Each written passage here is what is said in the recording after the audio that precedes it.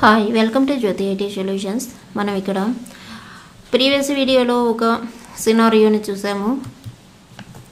ఈ scenario create a RDS Aurora database ఈ సినారియోని చూస్తున్నాము. ప్రీవియస్ వీడియోలో విపిసి సెక్యూరిటీ గ్రూప్స్ని క్రియేట్ చేసాము.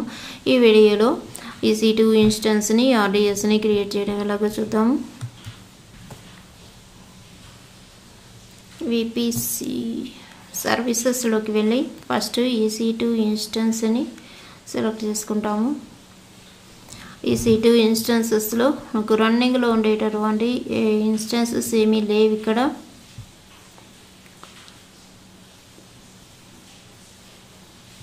రన్నింగ్లో ఎటువంటి నో మ్యాచింగ్ ఇన్స్టెన్సెస్ ఫౌండ్ అని చూపిస్తుంది. ఇప్పుడు ఒక లాంచ్ ఇన్స్టెన్స్ తీసుకుందాము. నేను ఇక్కడ RHEL EC2 ఇన్స్టెన్స్ని యూజ్ చేస్తున్నాను.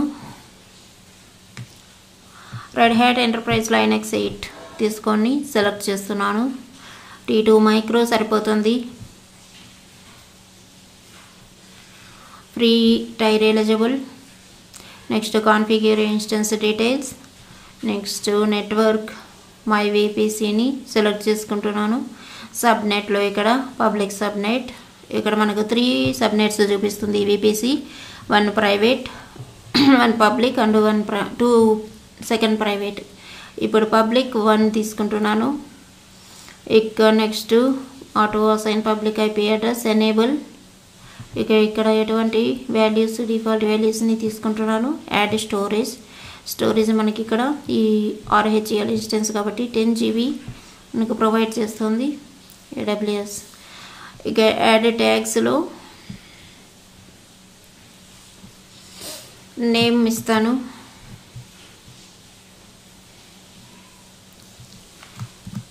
బేషన్ హోస్ట్ అని ఇస్తాను.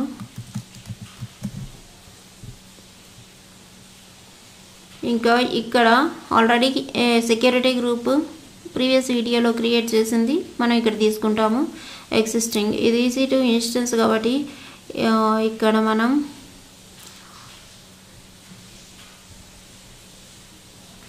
ఆ 22 పోర్ట్ తోటి కనెక్ట్ కావడం కోసం ఈ డిఫాల్ట్ని తీసుకుంటున్నాను. Default VPC security group database ఇక్కడ మనం తీసుకోము. రివ్యూ అండ్ లాంచ్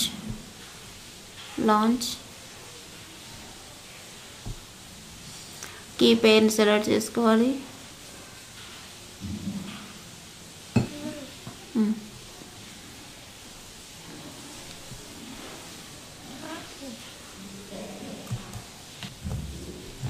మన EC2 ఇన్స్టెన్స్ ఇక్కడ క్రియేట్ అయింది,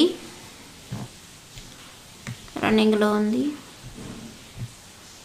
సెలెక్ట్ ఇన్స్టెన్స్ డీటెయిల్స్ అని చూపిస్తుంది. మనకు private IP, VPC ID, public IP address అన్నీ వచ్చాయి. నెక్స్ట్ సర్వీసెస్లోకి వెళ్ళి RDSని సెలెక్ట్ చేసుకుంటాం. RDS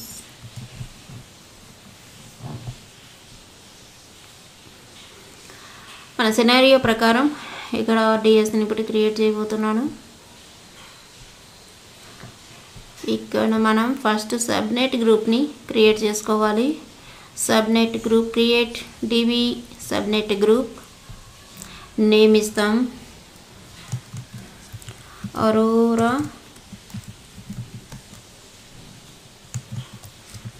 subnet group.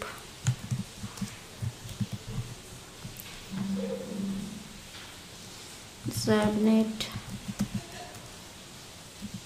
group description.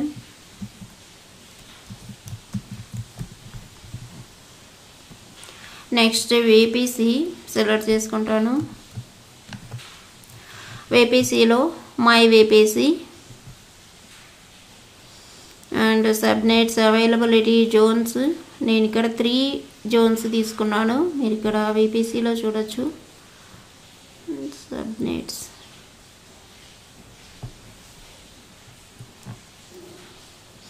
ఇక్కడ పబ్లిక్ 1 క్రియేట్ చేసినటువంటి పబ్లిక్ 1కి 1A 1B 1C తీసుకున్నాను. నేను నా ప్రైవేట్ అండ్ పబ్లిక్ సబ్నెట్స్ కోసం అవి ఇక్కడ సెలెక్ట్ చేస్తాను. ఇక్కడ మనం ఆర్డిఎస్ కాబట్టి ఇది పబ్లిక్ సబ్నెట్ అవసరం లేదు, ప్రైవేట్ సబ్నెట్ అయితే సరిపోతుంది. బి అండ్ సిని సెలెక్ట్ చేసుకున్నట్లయితే అందులో ఉండేటటువంటి సబ్నెట్స్ని మనం ఇక్కడ సెలెక్ట్ చేసుకోవాలి. నేను ఇచ్చినటువంటి సబ్నెట్ సిఐడిఆర్ బ్లాక్ 10.0.2.0/22 ఇది 1Bలో ఉంది. యూఎస్ ఈస్ట్ 1B 10.0.3.024 అనేది నాకు 1Cలో ఉంది. ఇంకొక పబ్లిక్ ఐపీ అడ్రస్ కూడా ఉంది. 1Aని కూడా సెలెక్ట్ చేసుకుంటే మనకు ఇక్కడ అది కూడా కనిపిస్తుంది. నాకు 1A అవసరం లేదు కాబట్టి ఇది డిలీట్ చేస్తున్నాను. 1A మనం ఇక్కడ ప్రైవేట్ సబ్నెట్స్ని మాత్రమే యూజ్ చేస్తాము. ఇక క్రియేట్ సబ్నెట్, ఈ సబ్నెట్ క్రియేషన్ అనేది చాలా కేర్ఫుల్గా ఇవ్వాలి. ఇక్కడ నెక్స్ట్ డేటాబేస్ని సెలెక్ట్ చేసుకుంటాను. నావిగేషన్ పెన్లోకి వెళ్ళి డేటాబేస్లో నాకు ఎటువంటి డేటాబేసెస్ లేవు. ఇక్కడ క్రియేట్ డేటాబేస్, మనం ఇప్పుడు డేటాబేస్ వాల్యూస్ని ఇస్తాము. క్రియేట్ డేటాబేస్లో choose a database creation method, standard create, easy create అనేది స్టాండర్డ్ క్రియేట్ని సెలెక్ట్ చేసుకుంటాను. ఈ నెక్స్ట్ ఇంజన్ ఆప్షన్స్, ఇక్కడ 6 టైప్స్ ఆఫ్ ఇంజన్స్ ఉన్నాయి. Amazon Aurora, MySQL, MariaDB, PostgreSQL, Oracle, Microsoft SQL server. వీటిల్లో మనం చేసేది ఇప్పుడు అమెజాన్ ఆరోరా అనేది ఆల్రెడీ మీరు డయాగ్రామ్లో కూడా చూసారు. సింబల్ సేమ్ యాజ్ ఇట్ ఈస్గా ఉన్నది, మీరు ఇక్కడ చూడొచ్చు సింబల్ అనేది.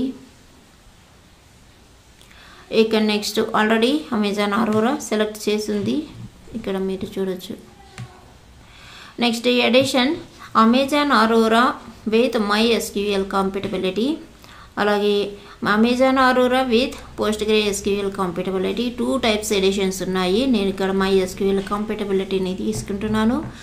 Next provision serverless, provision use చేస్తున్నాం, మనం సర్వర్లెస్ కాదు కదా కాబట్టి ప్రొవిజన్ తీసుకుంటున్నాను.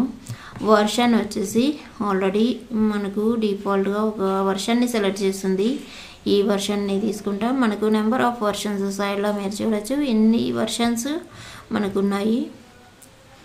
ఏ వర్షన్ అయినా వర్క్ అవుతుంది మీరు చేంజ్ చేసుకున్నట్లయితే.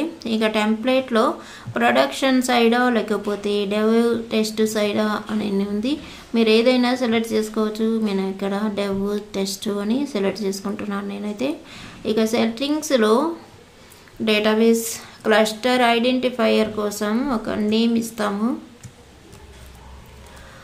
ఇక్కడ RDS క్లస్టర్ అని ఇస్తాను.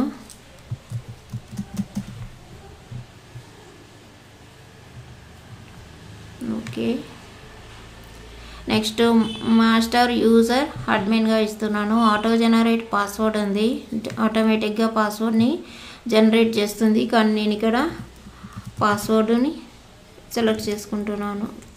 పాస్వర్డ్ నేనే ఇస్తున్నాను మాన్యువల్గా.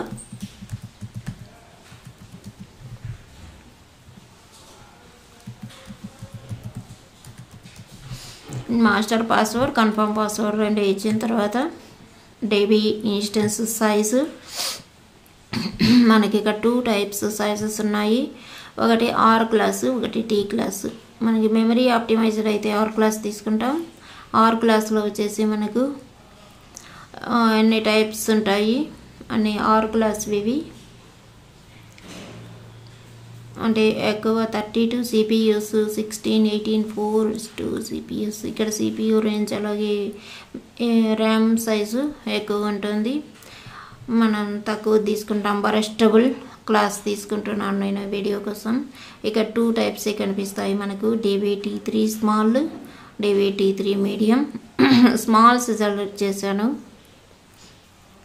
ఇంకా మల్టీ అవైలబిలిటీ జోన్ డిప్లాయ్మెంట్, మనకు హై అవైలబిలిటీ కోసం create an Aurora replica or reader node in different availability zones, అంటే మనకు ఒక రీడర్ రైటర్ ఒకటి క్రియేట్ అవుతుంది. ఆ రీడరు రైటరు డిఫరెంట్ అవైలబిలిటీ జోన్స్లో క్రియేట్ అవుతాయి. ఇలా సెలెక్ట్ చేసుకున్నట్లయితే ఇక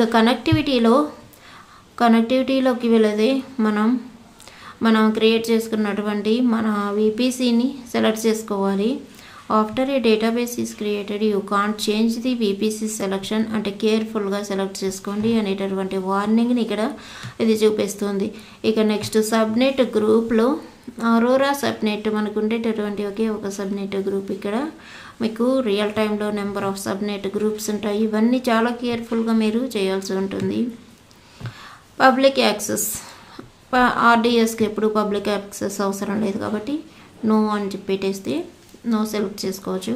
VPC సెక్యూరిటీ గ్రూప్ చూస్ ఎగ్జిస్టింగ్ సెక్యూరిటీ గ్రూప్. మనం ఏదైనా క్రియేట్ చేయనట్లయితే క్రియేట్ న్యూ గ్రూప్ని ఇవ్వచ్చు.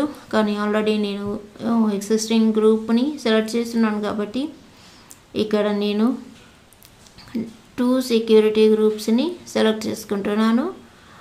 అంటే 22 పోర్ట్తో కూడా మనకు కనెక్ట్ కావాలి కాబట్టి 2 సెక్యూరిటీ గ్రూప్స్ని మనం సెలెక్ట్ చేసుకోవాలి. నెక్స్ట్ మనం VPC సెలెక్ట్ చేసుకున్నాం కాబట్టి దానికి సంబంధించింది వస్తుంది. లేకపోతే మీరు ఏదైనా నేమ్ చేంజ్ చేసుకున్నట్లయితే ఆ నేమ్ మీకు చూపిస్తుంది.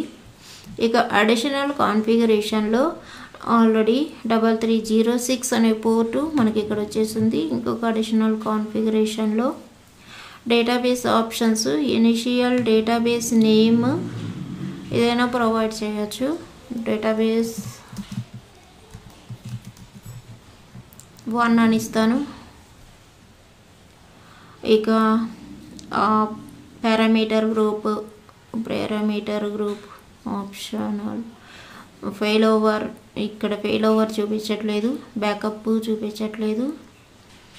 ఇంకా ఎన్క్రిప్షన్ అవైలబిలిటీ సెలెక్ట్ చేస్తుంది. మానిటరింగ్ ఆల్రెడీ సెలెక్ట్ చేస్తుంది. ఇక్కడ మానిటరింగ్ వచ్చేసి మనకు 1 సెకండ్ నుంచి 60 సెకండ్స్ వరకే అవైలబిలిటీ ఉన్నాయి. అంటే 5 మినిట్స్ లేదు, ఇక్కడ 1 మినిట్ని సెలెక్ట్ చేసుకుంటాను. Monitoring tool default RDS monitoring tool డిఫాల్ట్ని వదిలేస్తున్నాను. ఇక్కడ లాగ్ ఎక్స్పోర్ట్స్ కావాలంటే మీరు audit log, error log, general log, slow query log ఏవైనా సెలెక్ట్ చేసుకోవచ్చు. IAM రోల్ నాకు ఇది లేదు. ఇక్కడ మెయింటెనెన్స్ ఇంకా మెయింటెనెన్స్ కూడా ఏం లేదు. డెలిషన్ ప్రొటెక్షన్లో ఎనేబుల్ డెలిషన్ ప్రొటెక్షన్లో సెలెక్ట్ చేసుకున్నట్లయితే యాక్సిడెంటల్ డెలిషన్ నుంచి మన ఇన్స్టెన్స్ అనేది సేఫ్గా ఉంటుంది. Create database. ఈ డేటాబేస్ క్రియేట్ కావడానికి మనకు 15 to 20 మినిట్స్ టైం పడుతుంది. అంతవరకు వెయిట్ చేయాల్సి ఉంటుంది.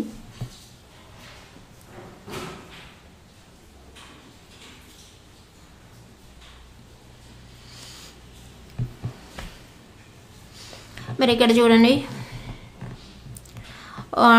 డేటాబేస్ క్రియేట్ అవుతుంది. క్రియేటింగ్ డేటాబేస్ RDS క్లస్టర్ అనేది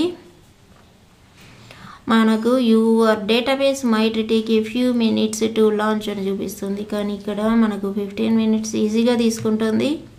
ఇక్కడ RDS క్లస్టర్ ఐడెంటిఫైయర్ నేమ్లో ఇచ్చినటువంటి నేమ్ ఇది. ఇంకా RDS cluster instance 1, RDS cluster instance 1 US east 1Bలో మనకు రీడర్ రైటర్ అనేటటువంటివి డిఫరెంట్ అవైలబిలిటీ జోన్లో క్రియేట్ అవుతాయని చెప్పాను. రీడర్ రైటర్ క్రియేట్ అయింది. ఇక ఇక్కడ స్టేటస్లో చూసినట్లయితే మనకి 2 ఇన్స్టెన్సెస్, 1 రీడర్ అండ్ 1 రైటర్, 1 Cలో 1 Bలో సబ్నెట్ అసోసియేషన్ మనం ఇచ్చినటువంటి అవైలబిలిటీ జోన్స్ ఇవి. ఇక ఇది క్రియేట్ కావడానికి టైం పడుతుంది. అంతవరకు పాస్ చేస్తాను వీడియోని. మనకి ఇక్కడ కాన్ఫిగరింగ్ ఎన్హాన్స్డ్ మానిటరింగ్ చూపిస్తుంది. ఒక సిస్టమ్ మాత్రమే.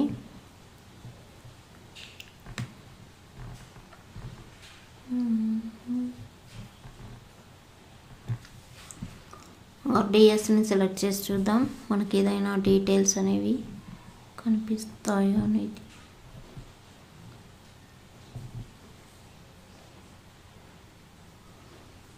ఇంకా క్రియేట్ కాలేదు ఇక్కడ.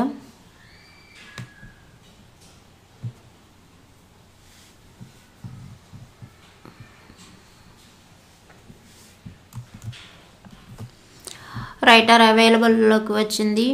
7% సిపియూని ఆక్యుపై చేసింది ఇది. ఇక రీడర్ క్రియేట్ అవుతుంది, ఇది కూడా ఒక 5 minutes టైం పడుతుంది.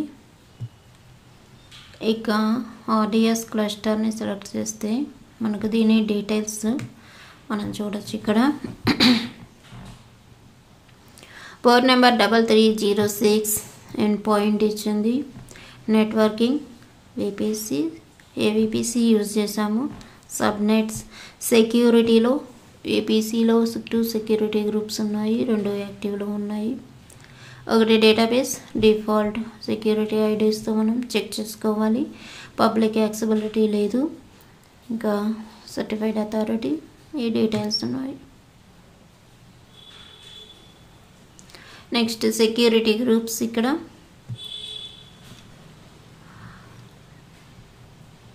మనకు అవుట్బౌండ్ రూల్స్ ఇన్బౌండ్ రూల్స్ మనకు అనిపిస్తుంది. ప్రాక్సీస్ ఏమీ లేవు. చూద్దాం రీడర్ ఎంత టైం తీసుకుంటుందో.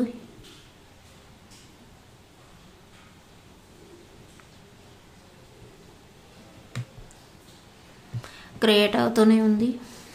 ఆల్రెడీ నాకు 10 minutes పట్టింది ఒక రైటర్ క్రియేట్ కావడానికి.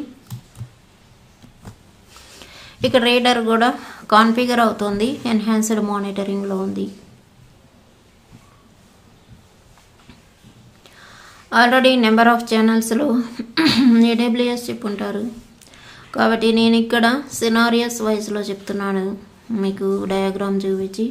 అలాగే విపిసి కూడా అలాగే చెప్పాను.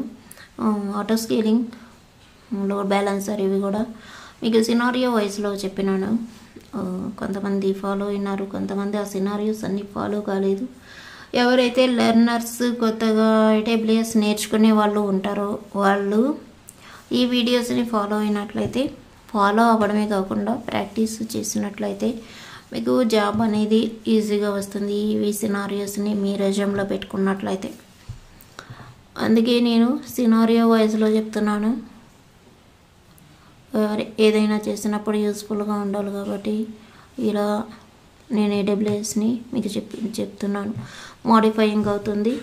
ఈ ఆర్డిఎస్ని మీరు కానీ ప్రాక్టీస్లో క్రియేట్ చేసినట్లయితే మీరు వెంటనే డిలీట్ చేసుకోండి. డిలీట్ కావడానికి కూడా మీకు 15 minutes టైం పడుతుంది. రియల్ టైంలో అయితే మీకు ఫాస్ట్గా అవుతుంది, ఎందుకంటే high CPUs high memories use చేస్తారు కాబట్టి. మనం ఇక్కడ లో ఎండ్ తీసుకున్నాం, T3 స్మాల్ తీసుకున్నాం. ఇక్కడ దానికి సంబంధించినటువంటి సిపియు చాలా లోలో ఉంటుంది, 1 CPU ఇలా. కాబట్టి మనకి ఇక్కడ టైం పడుతుంది. ప్రాక్టీస్ చేయండి, చాలా ఈజీ కాన్సెప్ట్ ఆర్డిఎస్ అనేది. మీకు ఇంకొక సినారియో నెక్స్ట్ వీడియోలో చూపిస్తాను. కంటిన్యూస్గా వీడియోస్ చేయలేకపోతున్నాను, కొంచెం బిజీగా ఉన్నందువల్ల. కాబట్టి మీరు ఆల్రెడీ నేను అప్లోడ్ చేసినటువంటి వీడియోస్ అన్నీ కరెక్ట్గా విని ప్రాక్టీస్ చేయండి. మీరు ఎటువంటి ట్రైనింగ్స్ అవసరం లేదు. అర్థం చేసుకోగలిగిన వాళ్ళకి, కొంచెం ఐడియా ఉండే వాళ్ళకి. ఎవరైతే కొత్తగా ఎప్పుడే ఫ్రెష్గా కాలేజ్ అయ్యి వస్తారో అలాంటి వాళ్ళు అయితే అర్థం కాకపోవచ్చు. కానీ కొంచెం ఎక్స్పీరియన్స్ దేని మీదైనా లైనక్స్ మీద ఎక్స్పీరియన్స్ ఉండే వాళ్ళకైనా మిగతావన్నీ డెవాప్స్ ఏడబ్ల్యూఎస్ ఈ టూల్స్ అన్నీ మీరు ఈజీగా అండర్స్టాండ్ చేసుకోగలరు. ఒకసారి రిఫ్రెష్ చేసి చూద్దాం. అవైలబుల్ ఇది 10% సిపియూని తీసుకుంది. మనకి ఇక్కడ అవైలబులే కాకుండా యాక్టివ్లోకి వస్తాయి ఇవి. ఇప్పుడు రీడర్ కాన్ఫిగరేషన్ ఎట్లా ఉందనేది కూడా మీరు చూడొచ్చు. రీడర్ని సెలెక్ట్ చేసుకుంటే మీకు రీడర్ సంబంధించినటువంటి డీటెయిల్స్ అన్నీ సేమ్ రైటర్కి ఏవైతే ఉంటాయో అవి ఉంటాయి. ఇక్కడ కూడా పెద్దగా చేంజెస్ ఏమీ ఉండవు. ఇది ఫ్రెండ్స్ మనం ఆర్డిఎస్ని సెలెక్ట్ చేసుకోవడం కోసం మనకు వర్క్ బెంచ్ కావాలి. ఆ వర్క్ బెంచ్ అనేది ఇంటర్నెట్ నుంచి డౌన్లోడ్ చేసుకొని దాంట్లో మాత్రమే టెస్ట్ చేయగలము ఈ డేటాబేస్ని. కాబట్టి నేను ఇక్కడ టెస్టింగ్ చూపించట్లేదు, ఎందుకంటే పెద్దగా ఎవరు ఇంట్రెస్టింగ్గా చూడరు. ఇంతవరకు అయితే నేర్చుకొని మీకు యూస్ఫుల్గా ఉంటుంది. కరెక్ట్ పర్ఫెక్ట్ కాన్ఫిగరేషన్ ఇది. ఎవరైనా టెస్టింగ్ కూడా కావాలి అనుకునే వాళ్ళు నాకు కామెంట్లో పెట్టండి, నేను వర్క్ బెంచ్ డౌన్లోడ్ చేసి ఎలా డౌన్లోడ్ చేయాలో చూపించి దానిలో ఎలా టెస్ట్ చేస్తారో కూడా చూపిస్తాను. అది కూడా 1 or 2 days వరకు ఈ ఆర్డిఎస్ని నేను సిస్టమ్ మీద ఉంచుతాను. ఈ లోపల కామెంట్లో పెట్టండి చూడాలనుకునే వాళ్ళు టెస్టింగ్ ఎలా ఉంటుందనేది. వీడియో స్కిప్ కాకుండా చూడండి, అలాగే ప్రాక్టీస్ చేయండి. మీరు అందరికంటే ఫెమిలియర్ కాగలరు, నేను కాన్ఫిడెన్స్ తోటి చెప్తున్నాను.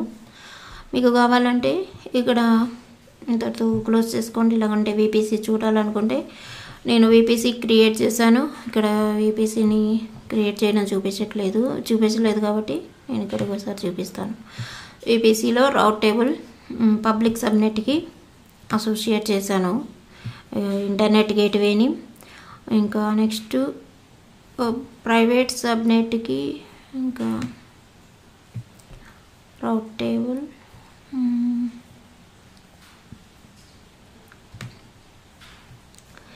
ప్రైవేట్ 1లో రౌట్ టేబుల్. ఇక్కడ ఇంటర్నెట్ గేట్వేని సెలెక్ట్ చేసుకోలేదు. నేను ఇక్కడ ఎన్ఏసిఎల్ ఇవ్వలేదు, అందుకే ఇక్కడ చూపించట్లేదు. ఎన్ఏసిఎల్ కావాలంటే మీరు ఇవ్వచ్చు. ప్రైవేట్ 2కి సెలెక్ట్ చేసుకొని ప్రైవేట్ 1 డిలీట్ చేస్తాను.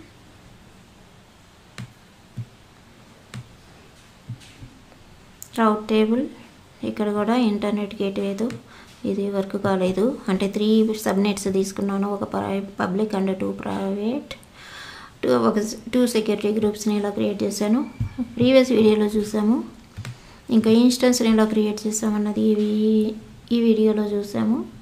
ఆ వీడియో ద్వారా మనం ఒకసారి సినారియో చూసేసి క్లోజ్ చేస్తాను. ఇది సినారియో. ఈ సినారియో ప్రకారం యూజర్ అంటే మనం లాగిన్ అవ్వడం కోసం ఇంటర్నెట్ గేట్వే క్రియేట్ చేసుకోవాలి. వీపీసీ క్రియేట్ చేసుకొని ఇంటర్నెట్ గేట్వే, రౌట్ టేబుల్, పబ్లిక్ రౌట్ టేబుల్. ఎన్ఏసిఎల్ ఇవ్వలేదు ఈ సినారియోలో, నేను డిఫాల్ట్ తీసుకున్నాను. అక్కడ ఆలో రూల్ ఉంది 100తో, ఆ రూల్నే యూజ్ చేసుకున్నాను. ఇక ప్రైవేట్ రౌట్ టేబుల్, పబ్లిక్ రౌట్ టేబుల్, అలాగే ఒక ఇన్స్టెన్స్ని క్రియేట్ చేశాను. దానికి సంబంధించినటువంటి SSH పోర్ట్ తోటి ఒక సెక్యూరిటీ గ్రూప్ని, దీనికోసం ఒక పబ్లిక్ సబ్నెట్ని క్రియేట్ చేశాను. నెక్స్ట్ డౌన్లోకి వెళ్తే ఆర్డిఎస్ ఆరోరాని క్రియేట్ చేశాను. దానికి ఒక సెక్యూరిటీ గ్రూప్, దానికి పోర్ట్ నెంబర్ చేంజ్ ఉంటుంది డేటాబేస్కి. అది డిఫాల్ట్ పోర్ట్స్ కూడా ఇంటర్వ్యూ క్వశ్చన్స్లో అడుగుతుంటారు, అవన్నీ మీరు ప్రిపేర్ కావాల్సి ఉంటుంది.